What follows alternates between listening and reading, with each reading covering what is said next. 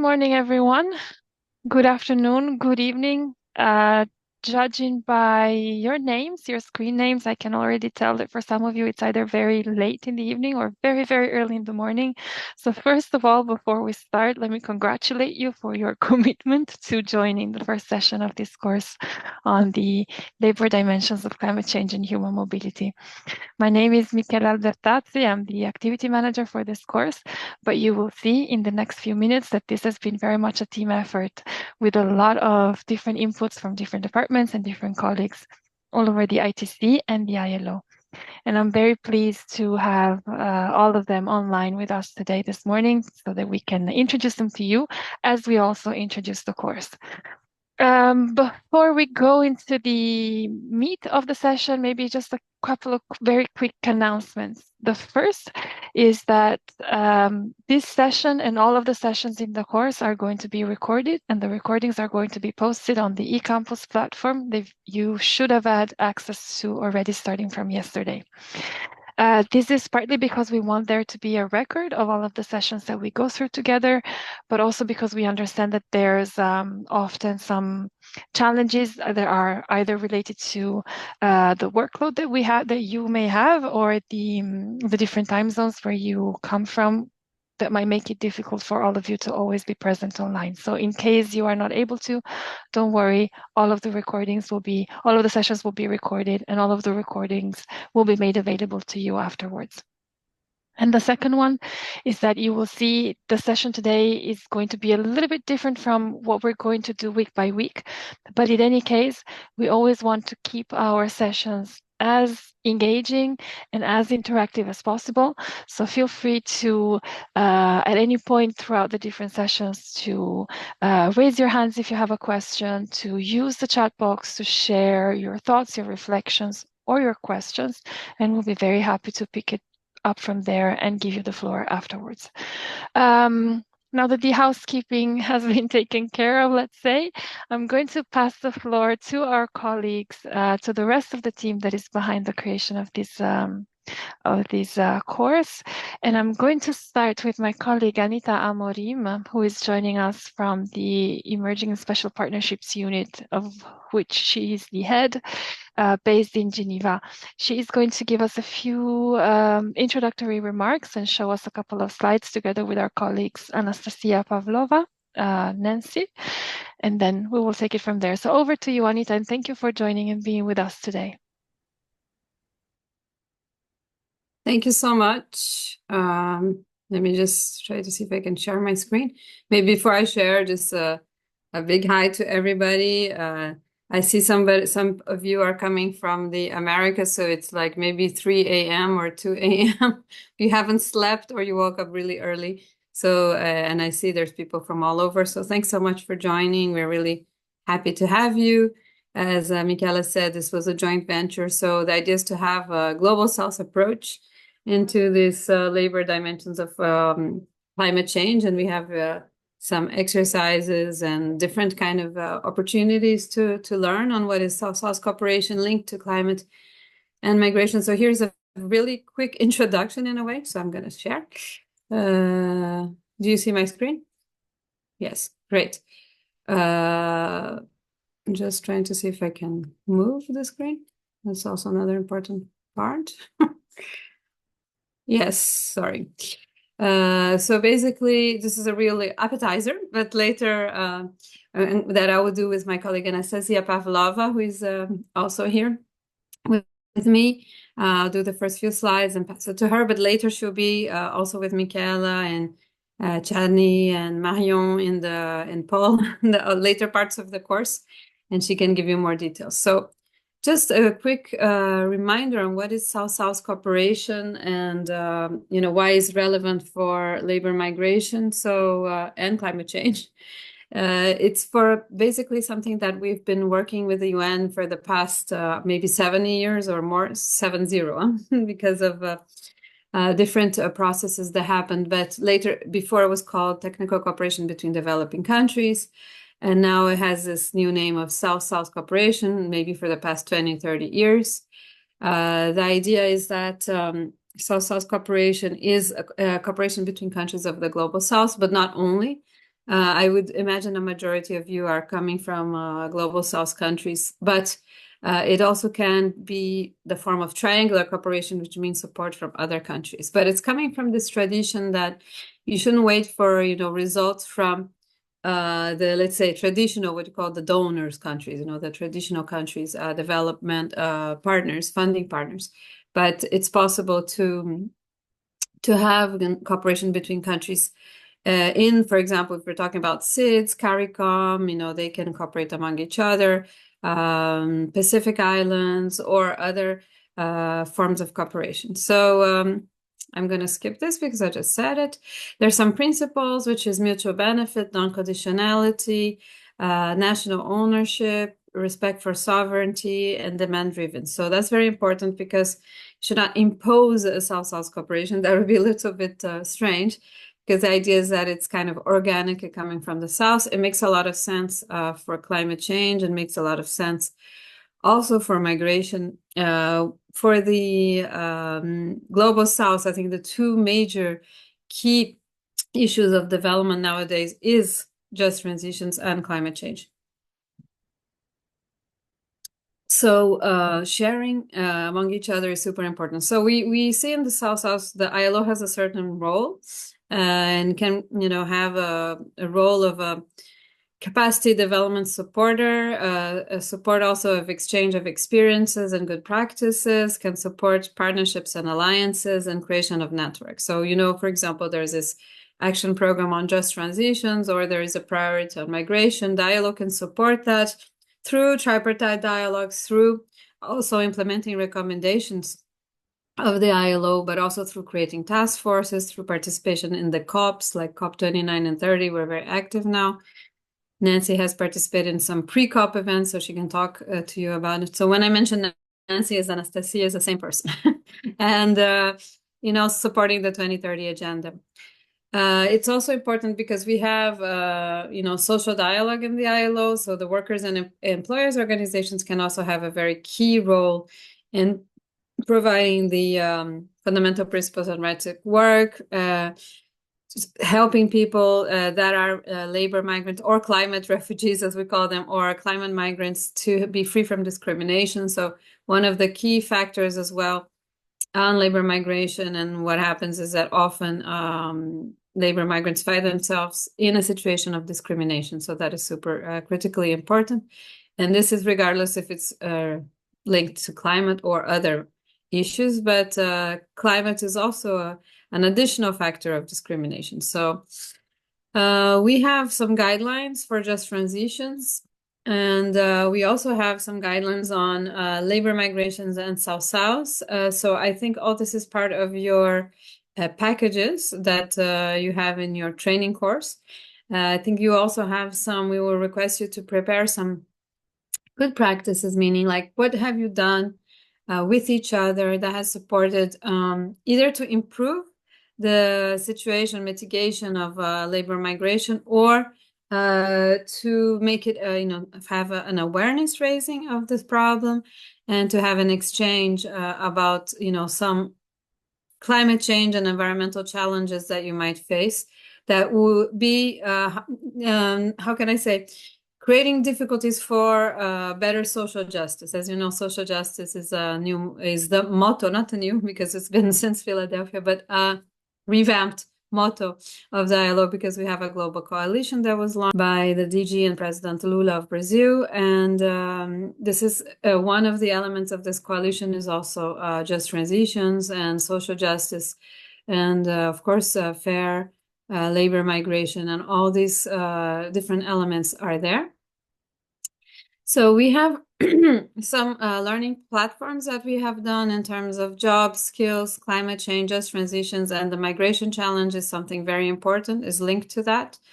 Maybe not enter this too much, because this can be by my more technical colleagues on the just transition front, but it's still important that when we're discussing with emerging partners, non-traditional, that's why South-South for us is important, that it's not only the traditional partnerships that will lead you to a greener economy, but also some alliances of countries in the global South. Some of them are very important polluters, I would say. So it's also very important that they are very conscious of the need for the climate change, but and also for the fairer labor migration and also reintegration of migrants, provision of job opportunities, and many things that can be done. So I just wanted to go over some things we have done in the past biennia. Actually, this is even way back on labor migration. This is like 10 years ago. There was a cooperation between Mauritania and Senegal. So some things that we looked into was creation of networks, employability training, financial education workshops. So this is a kind of a little model that after that we did several workshops that had a little bit this as a basis. More recent one 2 biennia ago was a cooperation between Turkey and Colombia. And here I think Michela was supporting, at least Miriam Budra was. I wasn't sure, I'm not too sure. You're already in the team, I think so. And it had as highlights peer learning, labor market governance, policy for skills development, social cohesion, expansion of social protection for refugees and migrants. So what I find interesting here is the South-South cooperation between two countries that are very different, geopolitically far away, but still consider themselves part of the quote, quote, global South. Turkey is more of a hybrid because it's part of the Western group, it's part of OIC, it's part of several groups, but they were hosts of the South-South Global Expo a few years ago, just before COVID, which shows that they also feel part somehow of the global South, because being part of the global South is not so much something that you have as a, how can I say, it's more a geopolitical definition and a kind of, how you feel about, how the countries, the employers and workers feel about their relations with other countries. So we thought this Turkey-Colombia workshop was a very interesting South-South, because there was lots of issues that they could exchange. Turkey had received many migrants from Syria. Colombia is constantly receiving migrants from Venezuela.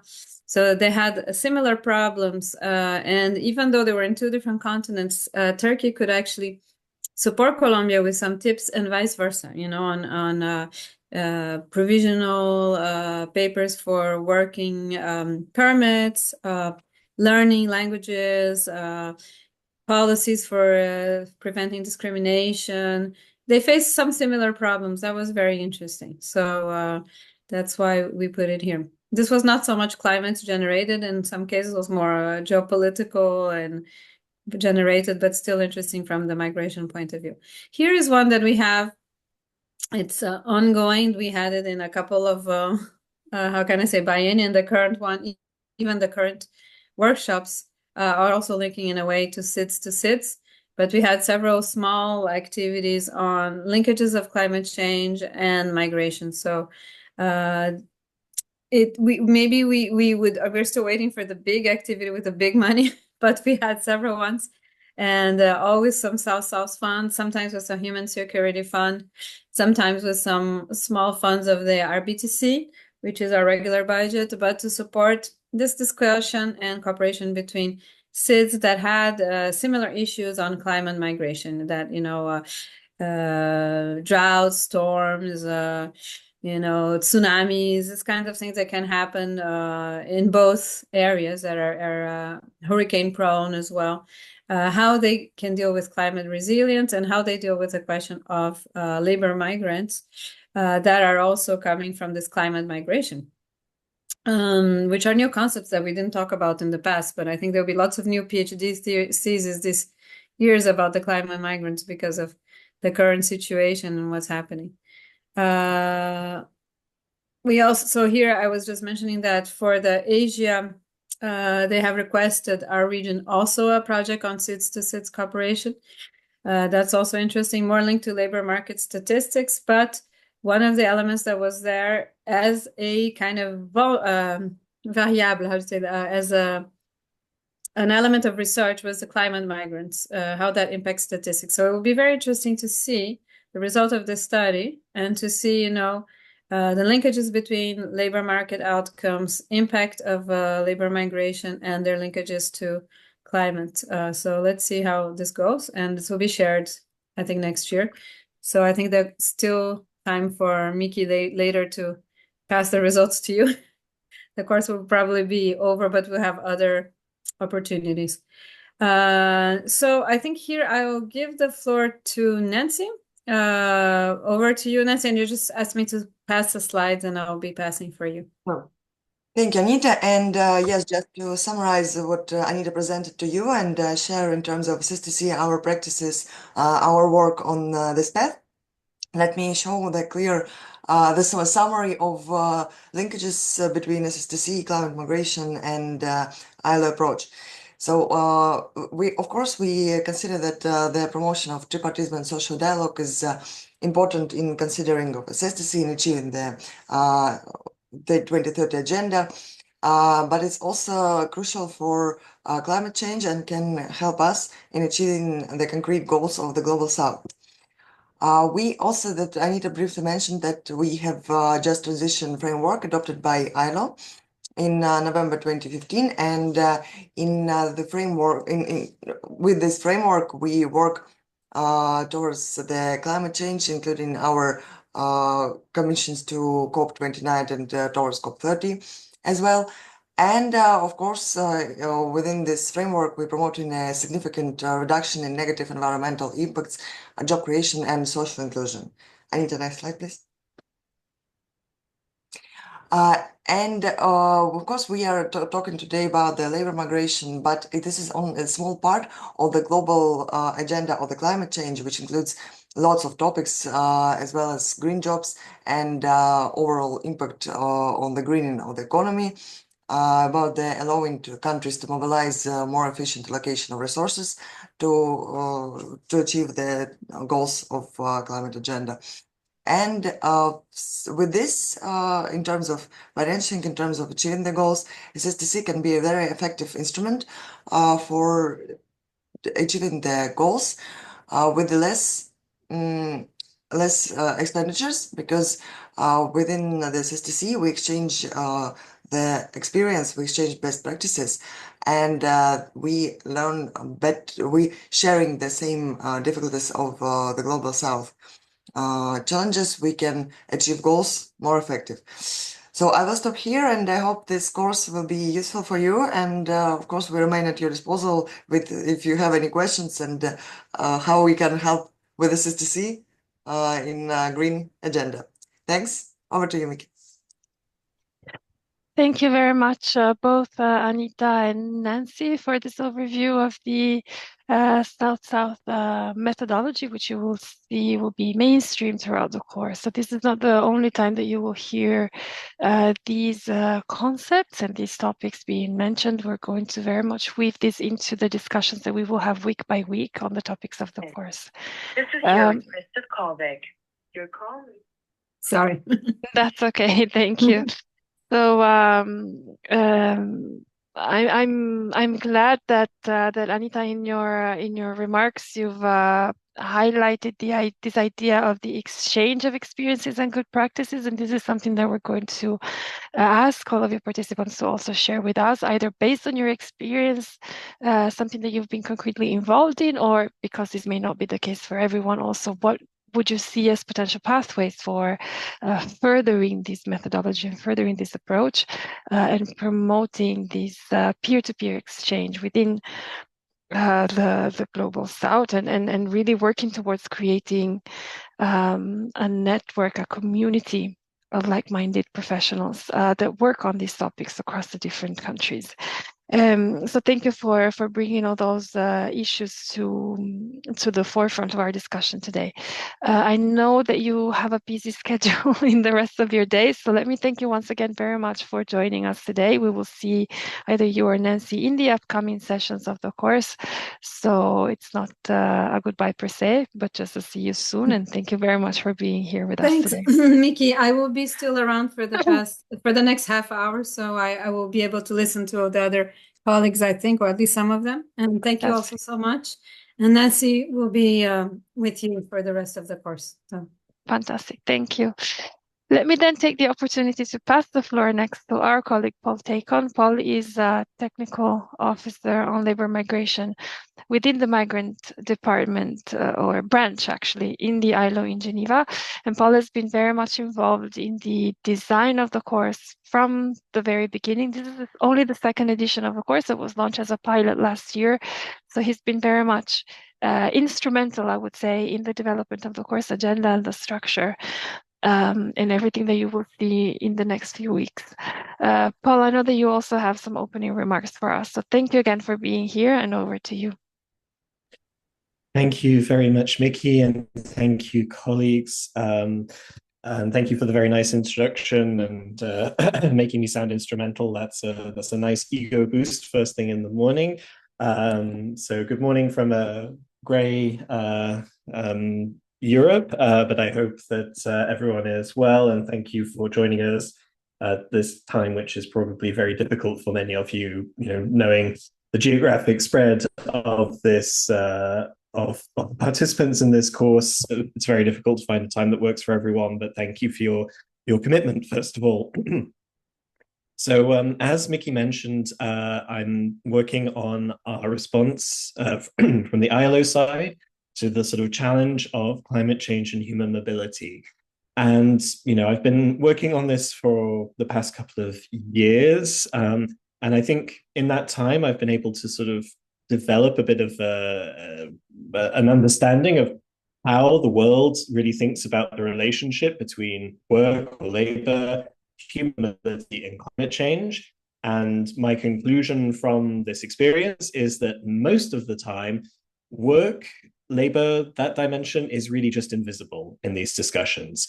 And this is despite the fact that we know people on the move, whether they are migrant workers, whether they have been relocated as a part of the planned relocation process, whether they've been displaced by a climate disaster, will interact with the labor market in one way or another.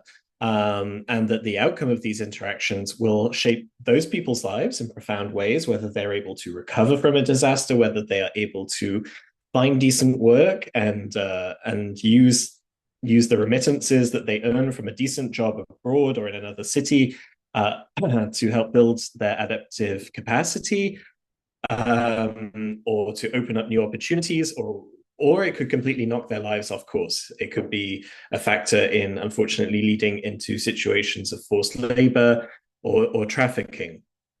And of course, equally, the labor element is absolutely central, ultimately, to the success or failure of all our efforts to either adapt to or to mitigate climate change. As I say to people in these discussions, it's who is going to implement the transitions that we need. If it's not the employers and the workers, they are the key actors in this. And when I say that it's invisible, I do understand. Climate, migration, labor, they are three huge topics. So mastering one of them, let alone two of them, let alone three of them, is extremely difficult. But that nexus between them is very, very important. So we are really committed to making sure that people are thinking about this, people are coming up with ways to address this. And so as such, it is really a huge pleasure for me to be here to help open, as Mickey mentioned, what is the second edition of this e-learning course on the labor dimensions of climate change and human mobility. I really think this course, it plays a crucial role to really help raise the profile of labor in climate and mobility discussions, and hopefully to help you to shape more effective responses that are really reacting to the real needs of people on the ground and which can protect the rights of those people. And it's already been mentioned by a couple of my colleagues already. It is a very timely course because in 1 week, COP29 begins in Baku. And so as you will be addressing these different concepts related to climate change, labor dimensions and human mobility, at the same time, in Baku, negotiators, civil society actors, social partners, youth, indigenous people will be working very, very hard to try to push for understanding and action and hopefully some consensus to help humanity mitigate this crisis, adapt to it, address the loss and damages related to it, and this crisis, which is ultimately, and as you may have seen in the news, even in Europe, in Spain, these past few days, there's been these huge floods, which have had an absolutely catastrophic impact, which really affects us all. But of course, while climate change does affect us all, it does not do so equally. And I think this is why it's so important that this course really takes in this South-South cooperation that my colleagues mentioned in the previous presentation. So really promoting that learning with a specific or particular focus on small island developing states in the Caribbean and Pacific, the countries which ultimately have contributed the least to the problem of climate change, but who are the most vulnerable to its impacts. So I really hope this course will give you an opportunity to discuss and share your different experiences, and again, help really guide those responses that can protect lives, preserve dignity, and uphold rights. So over the next few weeks, you will have the opportunity to hear from experts, practitioners, from governments, employers, workers, academia on the many different labor dimensions related to climate change and human mobility. The wide array of speakers really represents the complexity and breadth of the issues. Again, climate is huge, mobility is huge, labor is huge. Put them all together, it's really a very, very complex picture. So we're talking about those who are displaced by climate impact, those who move in anticipation of climate impacts, and of course, very, very important, never to forget, those who cannot move at all, those who are stranded in the face of climate change. We'll talk about including people on the move in social protection, talk about the contribution of migrant workers to just transitions, and addressing the vulnerabilities of migrant workers in their workplaces to things like heat stress, which will be exacerbated by climate change, and this among many other issues. So it's all very complicated, but fortunately, the ILO, guided by its constituents, has developed guidelines that can help ensure that responses to climate change promote decent work, sustainable development, and human rights to ensure a just transition to greener economies and societies. Now, these were reaffirmed by our constituents last year, and very interestingly, I do see we have someone from Kiribati at our International Labour Conference last year. Kiribati and the US led a very successful process to make sure that the resolution, the outcome of the discussion on just transition, highlighted the importance of coherence between just transition and labor mobility policies, which is something that's very new and really absolutely critical in the years to come, as we hear that many actors are talking about the need to address the skills gap in the green sector, in the green economy, and many are looking to turn to migration. There are obviously opportunities there, but there are also challenges in terms of making sure that that work is decent, and in terms of making sure that international equity is maintained through this process.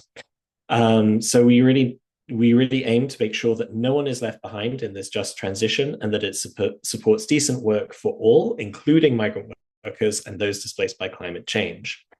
Now, we also know that you are not coming into this completely fresh. You are, in many cases, on the front lines of this response. And so we very much welcome and encourage you to bring your experience, your expertise, and your wisdom to the table in this course and its activities. Now, unfortunately, this morning I will probably have to run fairly soon, but I will, as my colleague said, it's not a goodbye. I will be joining you at different times through the course, and I really look forward to the interactions we're going to have. And I understand that the idea is, ultimately some of you may continue to the Labour Migration Academy next year in Turin, and I really hope that through that I'll also have the opportunity to meet you face to face there.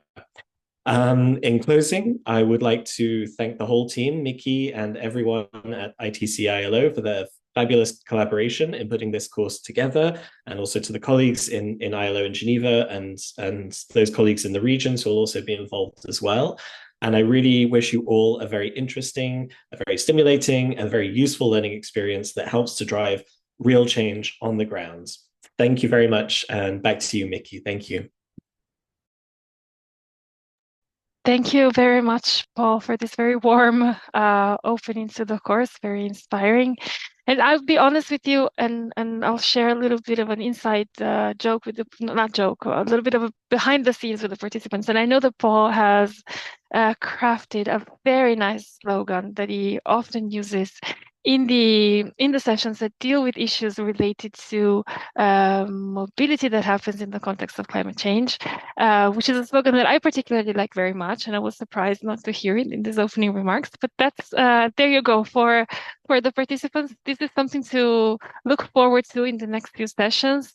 See if you can recognize it once you hear it in the future, and then we can have a conversation around it, because I think it really captures very well the heart of the efforts that we're trying to put forward. So thank you very much, Paul, for this, and thank you for joining us today. And let me also pass the floor, last but not least, to my colleague Chandni Lanfranchi, who is Technical Officer here at the ITCILO in the Sustainable Economies and Enterprises Department. And Chandni will be a bit the focal point with us throughout the course to help us mainstream the just transition towards environmentally sustainable society throughout the different sessions and throughout the different activities of the course. Thank you, Chandni, for being with us today. I'll pass you the floor right away if you have anything that you would like to share with the participants. Over to you. Thank you. Thank you so much, Michela, and good morning to all the esteemed colleagues joining online. It's beautiful to see the greetings in different languages, people joining from Bula, from Fiji, from Kiribati, Pakistan, Jamaica. Thank you so much for the opportunity to join forces. Good morning to Marion, Anita, Nancy, and Paul as well. It's lovely to be here together.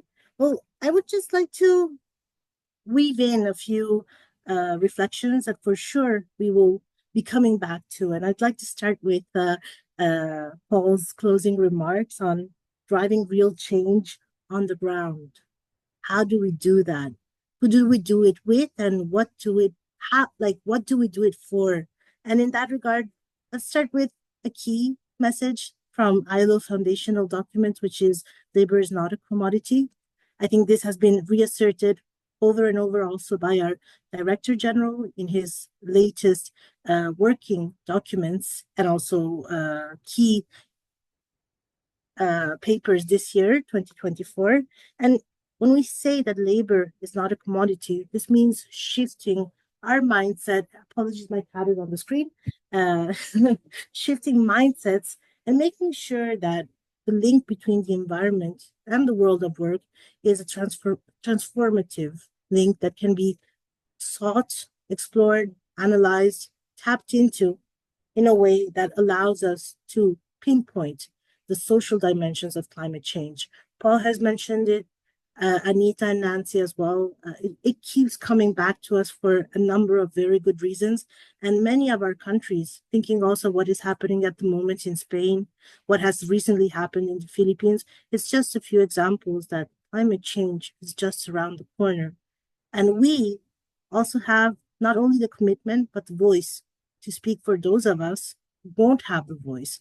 So looking at a community of practitioners that is blooming through an online course that brings people together across the globe and across so many time zones, I think a message that I would like to share is that as we will come back to just transition, let's try to walk this pathway together at our own pace, because just transition is not a one-size-fits-all.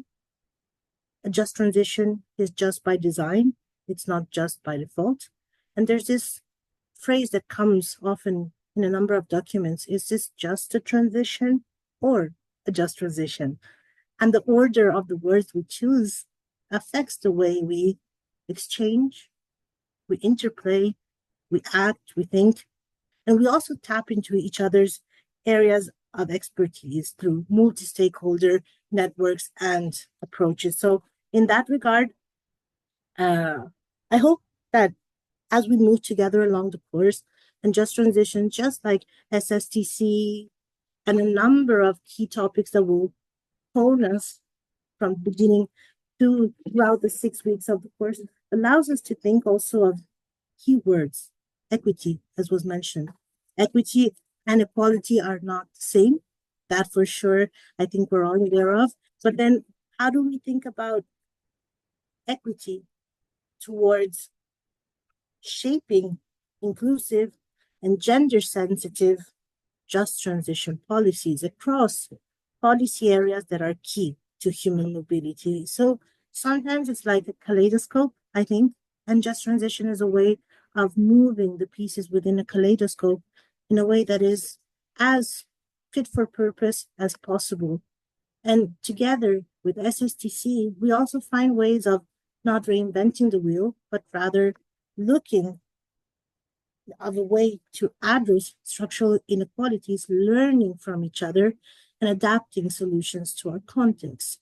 So, in that regard, I really do look forward to the weeks of learning. It's a great opportunity for all of us to learn from each other. It's not a vertical learning environment, and I think this is something that you've stressed throughout the opening, Michela. And we also learn and enrich our work by listening to all of you and learning to do our jobs better. So it's a humbling approach to be able to be here all together. So I wish everybody all the best. I know that Just Transition has a dedicated space. So I'll be seeing you along the webinars online, and also sharing a few more ideas as we go. And with that, thanks, Michela. Let's drive real change on the ground all together. Back to you. Thank you, Chandni. Thank you very much. And I could see the colleagues and the participants who had their camera on. They were all nodding to your words. So they definitely resonated a lot. So thank you for sharing these very inspiring remarks. And it's a very difficult act to follow now, because I'm going to have to come in with something much more dry and less inspiring, which is going to be a little bit of detail, let's say, into what the rest of the weeks are going to look like, what you can expect with week by week, the different activities that we have prepared for you, but also the different requirements for you to be able to earn your certificate at the end. Before we move into the next segment, then let me thank all of the colleagues who have intervened now. I know that some of you may have to leave, may not be able to stay for the rest of the session. So thank you so much for taking the time this morning to be with us for this opening event, and we look forward to engaging in further discussions with you in the next few weeks. Let me take on the role of the boring speaker and share a little PowerPoint with you as well. You should be seeing the full screen. Fantastic. Okay. Excellent. So maybe just to recap very, very quickly some of the points that have already been highlighted by the colleagues throughout their different opening remarks and the different greetings that they have shared with you. This is a bit the overall objective of the course, to explore in different ways, through different lenses, through different approaches, the complex nexus, the intersection of climate change effects and human mobility, and specifically, as Paul correctly pointed out, to bring out the labor dimension, which is often a little bit left towards the background, the impacts on the labor market, on decent work, on employment, but also to bring in the just transition dimension that Chandni has so warmly, so inspiringly already introduced in her speech. And we're going to try and do that as much as possible by maintaining a Global South approach. You will see in the next couple of days, the final list of participants is going to be shared on the eCampus for you to take a look at. The contacts of the other participants as well will be made available to you.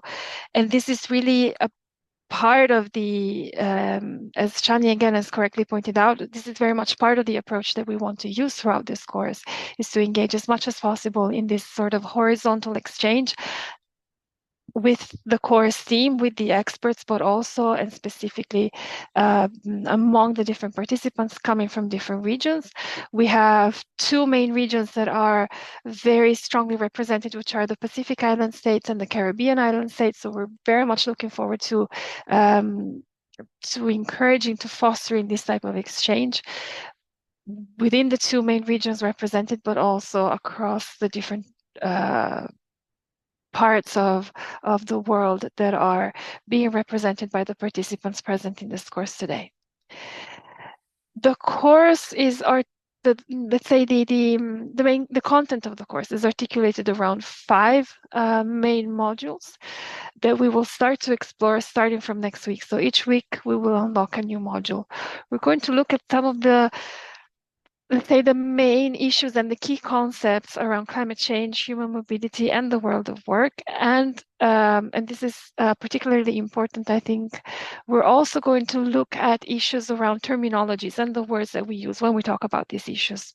It's a sensitive issue, and it has some sensitive language that is attached to it. So that is also going to be part of the discussions that we're going to do in the first part of the course, to really set the scene and sort of set a baseline or a common understanding for how we want to talk about and how we want to discuss the issues. We're going to look at the impacts. We're going to look at the norms and the international legal framework that is applicable when we talk about the impacts of climate change on labor mobility and the labor market, without forgetting, or actually while putting on the very front the human dimensions of it, and try to really put forward a rights-based approach to how we discuss the topic. We're going to look at the international governance framework, different policies and strategies that we can put in place to address employment-related and labor market-related challenges, and also trying to look at the opportunities that may open up. And then, obviously, we're going to conclude by taking a very in-depth, I would say, look at the promotion of decent work for social justice. Going a bit into the, let's say, the nitty-gritty, perhaps, of the course. I recognize some of the names in the participants list. So I know that some of you have already completed some courses with the ITCILO, so this is something that you're perhaps already familiar with. But for the ones who are here for the first time, the ITC offers 2 types of certification. One is a certificate of participation, and one is a certificate of achievement. There will be different requirements for the 2 different certifications, so up to 59% of course completion, and I'm going to explain how we're going to calculate that. It's based on a system of points.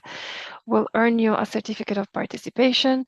To get your certificate of achievement, we're going to ask you to put in a little bit of extra effort.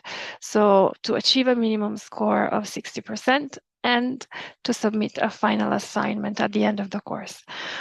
The reason why I'm stressing the distinction between the 2 types of certification is because as Labor Migration Cluster, we also offer a diploma type of certification. It's called the Diploma for Labor Migration Experts and Practitioners. And if you are interested in pursuing the diploma, you need to bear in mind that the only certificate that is eligible is the Certificate of Achievement. So the diploma is composed of, to become eligible for the diploma, you will need to complete with a Certificate of Achievement at least 4 courses within the labor migration portfolio, one of which has to be the Academy on Labor Migration that Paul mentioned earlier, and then 3 at your choice. So this course that you are enrolled in now could be one of those courses if you are interested in pursuing the diploma. At the end of this journey, you will be asked to complete a capstone project, which is in the form of a short dissertation, let's say, that will be graded and assessed by the ITCILO team, and then you will receive your diploma for labor migration experts and practitioners. And I understand that this is a very quick explanation. If you are interested in knowing more, please feel free to either, there's a webpage on our website that you can refer to for more information, but also we're here to support. So feel free to reach out to us at any point if you're interested in knowing more about the diploma. But this is the reason why I'm highlighting, let's say, the distinction between a certificate of participation versus a certificate of achievement. So I mentioned percentages in terms of course completion, and here is a breakdown of how you can get those points that I was referring to. You will find different activities woven into the different weeks. of the course. Each of those activities will earn you some points. There will be a quiz at the end of each week. There will be a forum discussion. There will be a group work, which is going to take place over the course of the 6 weeks. So it's going to start either next week or the week after, and then you will have a few weeks to work with your group mates and finalize your responses to the guiding questions that you will be given. And then, as I mentioned earlier, there will be a final assignment for those of you who would like to pursue a certificate of achievement. Sometimes we see that participants are kind of in between, sort of on the line, straddling the line between participation and achievement. So we tend to have to keep aside a handful of extra points that we give to those participants who have been particularly active throughout the course, but who lack that little bit extra to finally reach the threshold for their certificate of achievement. And we call it active participation, but I want to stress here that we don't necessarily, by active participation, we don't necessarily mean that you need to be present online for the live sessions. The live sessions are just one of the components of the course. Granted, it's probably the most interactive, and it's the one that we encourage you to make the most of, because that's where you can really engage with the subject matter experts, but it's one of the components. It's not the only one. Everything really that has to do with the course happens on the online platform that is called the eCampus, which I'm going to show you later.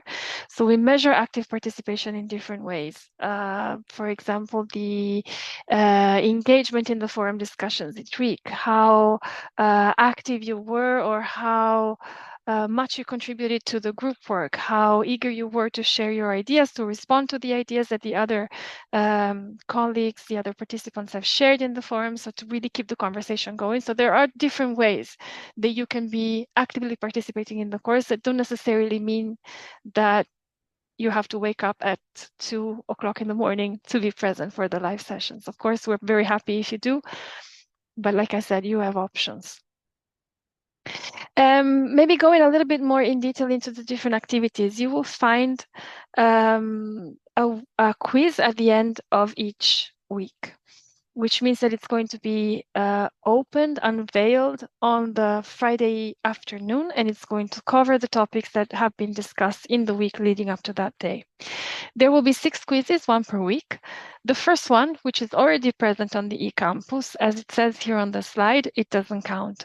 This means that we're going to ask you to complete the quiz anyway, but we're not going to give you a grade for it. And the reason why we do this is that we want to establish a sort of baseline to figure out in a way your starting point.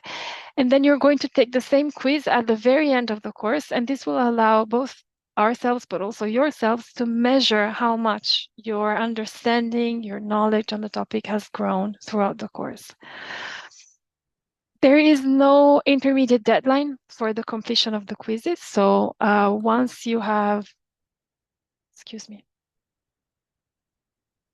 there is no, like I was saying, intermediate deadline for the completion of the quizzes. So you can ideally, if you so wish, you can complete them all towards the end of the course. The only thing that you need to be mindful of is that you will need to complete them in order. So first the quiz for week 1, ungraded, then the quiz for week 2, and so on until the end. The deadline will be the final day of the course, which is the 13th of December. Each quiz is going to be composed of 10 questions with a multiple choice answer, only one of which is usually correct. And there is only 1 try for each of the quizzes. So there is no pass or fail grade. However many correct answers you get, that's the number of points that you will obtain. So out of 10, we're not going to take points away for incorrect answers. They will count for 0 points, but then you will get points for each of the correct answers that you are able to give. But because there is only 1 try, and I'm going to stress this because we've had this come up in the past, it's become a bit of a challenge. Because there is only 1 try, let me encourage you to attempt the quiz once you have reviewed the material for the week, so that you know that you can maximize your chances to get a good grade or a good number of points. The next activity that you will find each week is the weekly forum of discussion. There will be one prompt, sometimes two, for you to choose among. That is going to count for up to 25 points throughout the whole week. So there will be 5 discussions prompts in the 5 upcoming weeks, each of which is going to count for up to 5 points in total. We don't need you to write a very long paper in response to the discussion prompt. We're looking for something that has a length, let's say, between 150 to 100 words, with a maximum of 350, so not that much, a bit of a long paragraph, but not too much. Something that should be doable in the context of the workload of each week. Ideally, we would like to see one post, so one reply to the prompt each week, but also, as I said at the beginning, engaging with the other participants' contributions. So trying to keep it a bit more of a conversation rather than just a container where you drop your thoughts and then forget everything about it. We're going to also try to be active as much as possible in the different forum discussions, so you can look out for feedback, for comments and contributions from the ITCILO team as well.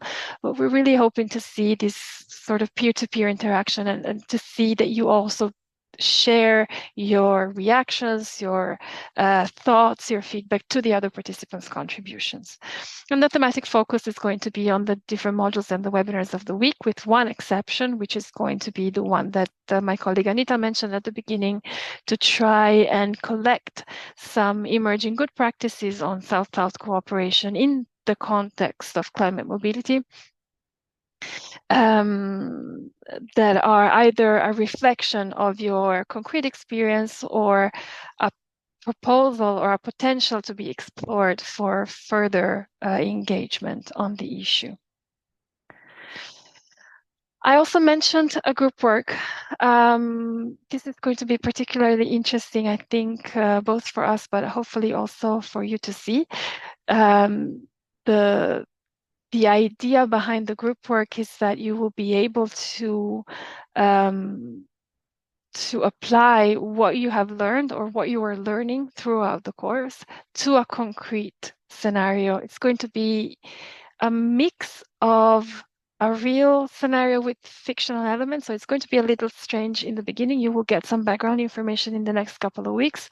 A colleague from the University of Galway is going to join one of our sessions to present the scenario and also to present the guiding questions that you will have to address throughout the different weeks.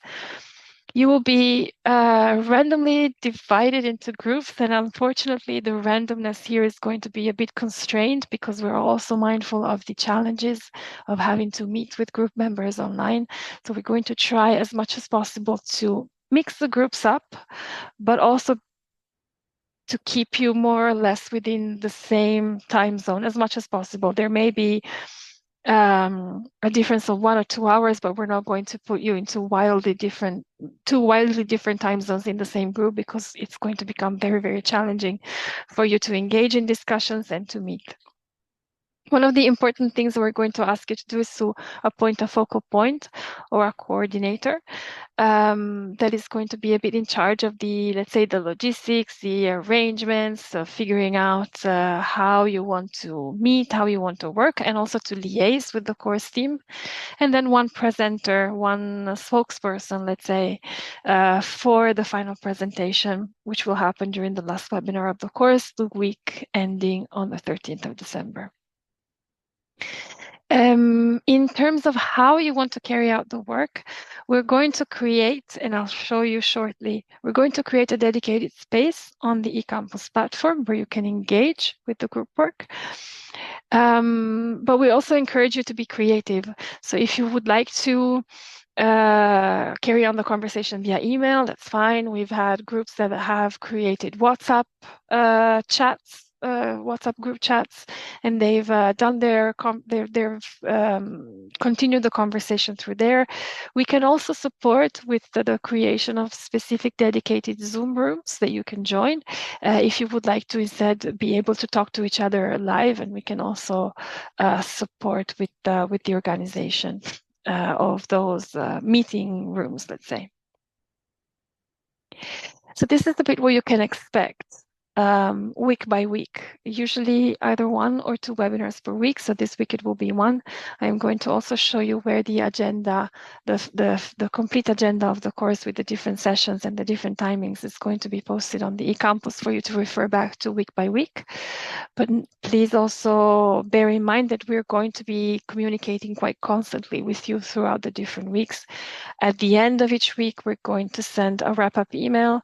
And then at the beginning of each week, we're going to share with you, in a way, the list of to-do things that you will have for the coming week. So it's going to be either 1 or 2 live sessions, but we also have pre-recorded video interviews. There will be some suggested readings, some of them required, some of them optional. The weekly forum discussion that we've already described, and the weekly quiz that by now you know everything about. I also mentioned the final essay and the final assignment that we're going to require you to complete by the end of the course if you wish to obtain a certificate of achievement. This is a very, very quick overview of it's going to count for up to 25% of the course assessment, so 25 points. This is a very quick overview of the assessment criteria. A lot more information on this, including tips and guidelines on how you can choose the topic, in some cases guiding questions for you to help shape your reflection and shape in a bit the type of text that you want to draft, and also a bit more information on how the essays will be assessed, and a bit more details also on the criteria for assessment. The only reason why I'm including this slide here, it's because this is usually one of the points where we get the most questions right away from the very first session. People are super interested in knowing what they need to do. So just for you to know, it's going to be a short essay, usually between maybe 5-6 pages of written text plus the references. The topic is going to be your choice within the framework of the course, and these are the criteria against which the text will be assessed. I see. Okay. I'm just taking a look at the chat as we speak. And I see that there are 2 questions on the platform, so let me then move quickly so that I can show you the platform. Another of the questions that we often get is when will the final marks be shared with you? This may take several weeks, and it's going to depend on a number of factors, including the number of essays that we receive, but also bear in mind that the course will end right before the end of year break. So it may take a little longer than expected. You may expect to receive more information about, or more feedback about your work and your certificate in the beginning of the new year. I'm going to quickly, also take a look at the deadlines. In terms of the week-by-week activities, so the weekly quizzes and the weekly forums, the final deadline is the last day of the course, which is the 13th of December. In terms of the final assignment, we usually, and this is a bit the standard practice for all of our courses, we usually give a couple of extra weeks after the end of the course for you to be able to complete the extra assignment, which would fall at the end of December, which will be in the very middle of the end of year break. So I'm realizing that there's a typo on the slide, so I'm not going to show you the rest of this slide, but just bear in mind, final deadline for the weekly quiz and the weekly forms, it's going to be the 13th of December, and then final deadline for the submission of the final assignment will be the end of December. And I'm going to skip quickly because these are not correct. One final thing that we always ask our participants to complete before the very end of the course is a bit an assessment of how we did what we set out to do. Did we achieve the objectives that we set out at the beginning of the course? Did we craft and present to you a learning experience that was relevant, that was useful, and that was engaging? So you're going to find a number of questions at the end of the course on the eCampus, and there you will be able to, in a way, give us a grade and tell us how we did. This is very, very important for us for all of the courses that we offer, because we try to fine-tune and refine and rework our offer year by year.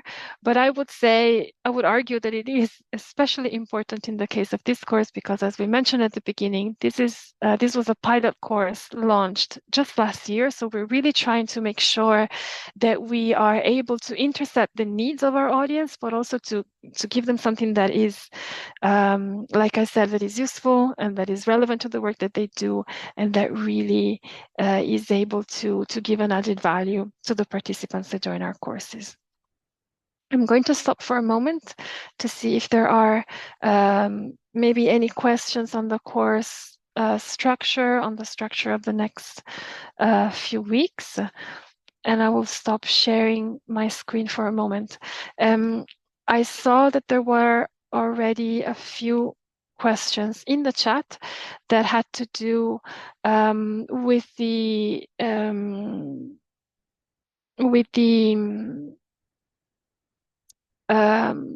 documents that are uploaded on the eCampus. On the one hand, this makes me happy because it means that some of you have already been able to access the platform, which is great. As I said at the beginning, that's really where the bulk of the course activities are going to happen. And then I will get to your point. Mariana, I see that you have raised your hand. Thank you, Miki. I wanted to give you an update and also to give you a little break. This way you can breathe.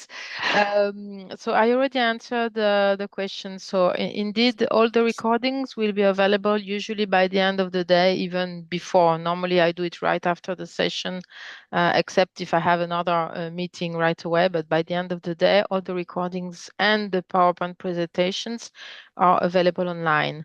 So no worries for that. If you could assist only to part of the webinar or you couldn't assist at all. As Miki said, it's not required. I mean, we'll not give you points for the attendance, but still we really encourage you to be here online live, because it's the only way you can interact with the experts and ask your questions directly. So it's a great added value for you and for the other participants also, and it's also very helpful in the end for your group works and also for your final assignments for the certificate of achievement. I have posted the link to the diploma on the chat. And I also tested the document that Stephanie had a problem with it, the introduction to the course. So perhaps if you want to afterwards, perhaps to show it, Miki, but now it works perfectly well on my computer. It's not a PDF document which opens. It's kind of an interactive document, let's say. So apart from that, Yes, there were no other questions in the chat until now. Thank you. Over Thank to you. you. No, thank you, Marion. Thank you so much for already taking care of everything behind the scenes as I was speaking. Stephanie, let me share the eCampus page, because I think I might know what happened with the document, that if you're not able to access it from your side, but we're able to access it from our side, it could be an issue of the fact that we're accessing it from our internal network, Marion. So I will do the check as we finish the session, and I can send you then a message, Stephanie, to see if the issue has been resolved. You should now be seeing my screen, and on the screen you should be able to see the eCampus page for the course. As I mentioned, this is where, in a way, the magic happens. This is where all of the material for the course is going to be posted in the next few weeks. And you will see, if you access it with your role of student, you will only be able to see these 3 sessions. And then week by week, if anything new is added, it will appear at the bottom of your screen. So you will find week 2, week 3, week 5, and so on. In the top section here, titled Useful Information, you will find a bit of a recap of everything that I've just explained up until now, with a quick introduction to the course, to its learning objectives, the structure of the eCampus, and the different things that you can expect to find week by week, and also a table which recaps and summarizes the completion criteria with the breakdown of the different points that you can earn. And there is also some information on the different speakers and the different experts which will intervene in the course throughout the week. Obviously, for the moment, it's only the ones that you have met today, but as the new sessions are added to the course, new bios and photographs will be shared for you to have an idea also of who you're meeting and what their background is and what their areas of expertise are. This is also the part where the course agenda is going to appear. It should be here already. I see that it's not visible yet, so I'm going to fix it in a moment. But this is also where you will find the course agenda with the title of the date, the time, and the title of each of the upcoming sessions. And then by clicking on the title of each of the sessions, you will also be directed to the Zoom link that will allow you to join the webinar. Considering that we have representations of very different regions in this course, the webinars will not all be at the same time every week. We're going to try as much as possible, especially on the weeks where we will have 2 live sessions, to have 1 session early in the morning to make sure that also participants from the Pacific can join, but also 1 session in the afternoon European time to make sure that also participants from the Caribbean can join without having to wake up in the middle of the night to participate in the live session. So it's going to be uncomfortable in turn for someone in the group, but we're going to try our best to make sure that you can comfortably attend at least some of the sessions without having to turn your life upside down too much to make sure to be there at the right time. In any case, so you will find the links to join here on the eCampus, but as you have seen today, we're also going to share the link directly through a notification, either on the night before or on the morning before we start. So if you're not able to, for some reason, to go back to the platform at that time, you will also find it in your inbox shortly before the start of the session. In the first section here, it's called Getting Started. This is where we have prepared a couple of activities that are designed as a bit of an introduction to the platform itself. They're designed to help you get familiar with the online environment. Some of you may already be experts because you've already followed some courses with us. You've already worked on platforms that are similar to this one. But for those of you who are new, this is where you can take your first steps in a way. You can update your profile. Here you can post a little bit of an introduction of yourself. And I see that someone has already, oh, wow, that's fantastic. Thank you so much for already so quickly sharing your introduction. That's really, really exciting to see that so many of you have already posted, and you've done it perfectly well. So you've used your name as your as the title, as the colleagues have done, and then here you can post your a short paragraph about you, about your background, and also maybe what led you to start this course. If you wish, I see that none of you have done that, but if you wish, you can also upload a photo. So that's up to you. If you're happy to do that, we're happy to see it. If not, that's also fine. But this is really a nice icebreaker, I think, because it allows us to co-create a list of participants that tell us a little bit more than just the name, the country, and the job title, but also a little bit about your motivations and about your expectations. So thank you very much for taking up the invitation already and for participating so actively. I'm really, really happy to see that.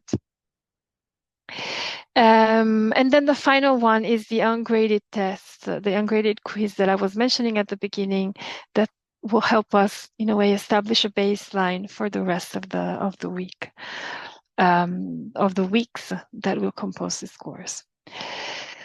In week 1, you can already see the breakdown of the sections that will be dedicated to each of the weeks of the course. So there will be a part with the live session information.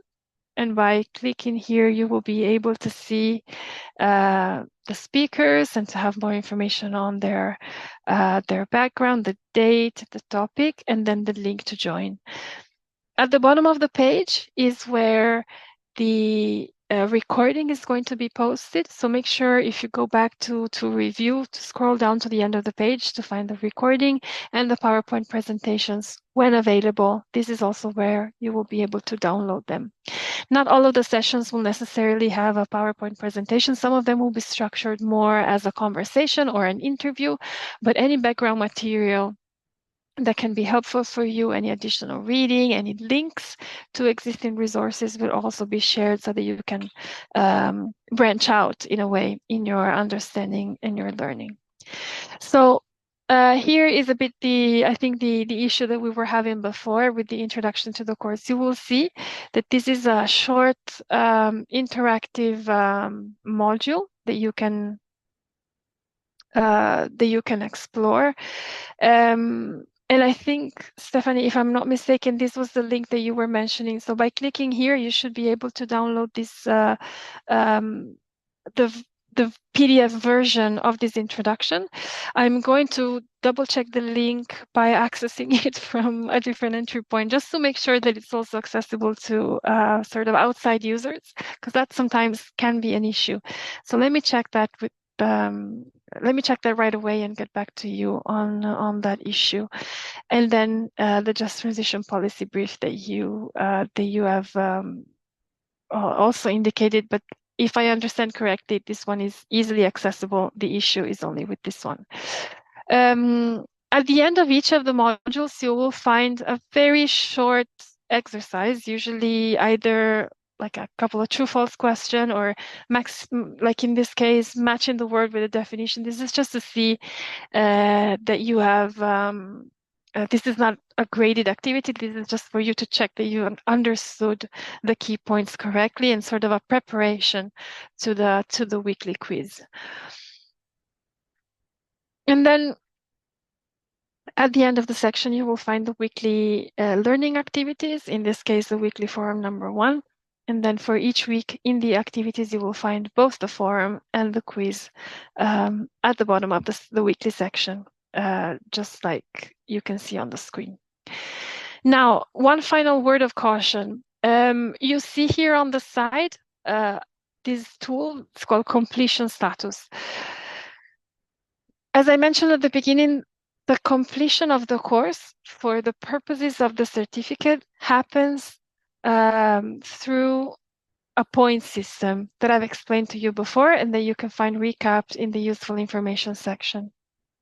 However, this blue bar here is also going to give you an indication of where you stand in terms of how many of the required activities have you completed up until this moment. So the number that you see here, 4, 1 out of 4 are the required activities up until now, but this number will grow because week by week, as we add more activities, the numbers will grow. So you may not see the blue bar grow as steadily as you expect. Don't worry about it. It's completely normal. It's just because we're adding more and more activities for you to complete. So this is going to give you an indication, but this is not going to be the end, let's say, the final word on your completion status, because the successful completion of the course will not depend on this little tool here. It will depend on the number of points that you have earned throughout the different activities. This is going to be, in a way, a support to give you an idea of how far you've come. But please refer to the point system that I've explained at the beginning. How to keep track of the points? You click on this little blue button here on the side. It will show you this menu. You will click on grades and you will be able to see the summary of the points that you have earned up until that moment. So Stephanie saying it still doesn't work for me, unfortunately. So let me check yeah, and it reloaded. So Winigate is saying it did the same thing for me, Stephanie. I just kind of clicked on the ITC logo above and it reloaded. So maybe try that one. And it's fantastic to already see this sort of peer support and peer exchange already happening. So thank you very much. Like I said, I am going to double check and triple check that the link is working. Thank you to the colleagues that mentioned that they already had to leave. Second PDF works. Fantastic. Okay, so point taken on the first PDF. We'll make sure to fix the link. With this, I'm going to stop talking for the moment. I wonder if there are any questions, maybe not related necessarily to the PDF itself, the tricky PDF. But if you have any questions on the course structure, on the requirements, I see that there have been a couple of questions on the diploma that Marion has very well already taken care of. But if there's anything else, please feel free to take this chance before we close the session for today. We're here to support you. And if there's nothing else, perhaps just quickly 2 points. If you do have any questions that come up in the next couple of days, I am putting my email address in the chat box. And also the migration@itcilo.org email address. So if you have any questions in the coming days, feel free to reach out. Like I said, we're here to support you throughout this learning journey, this learning experience, and we're very happy to do so. So please don't be shy and reach out if you need. And then the second thing that I would ask you to do is, and Marion, I might have to to ask your support on this one, but it would be fantastic if you could all turn your camera on very quickly and we can maybe take a screenshot that's going to serve in a way as a group photo for this course. We will not be able to meet in person, but it will be fantastic to see your faces for a moment. Oh, that's great. It's working. I'm going to wait maybe quickly a couple of minutes more for everyone to. Yes. Mariana, I can see that you are speaking, but I think you're muted. Sorry. I don't know if you've read that one of the colleagues has woke up at 1 a.m. to be with us. So really big thank you. Absolutely. That really shows a huge commitment. So thank you. I think we're almost there. Fantastic. So let me grab a screenshot.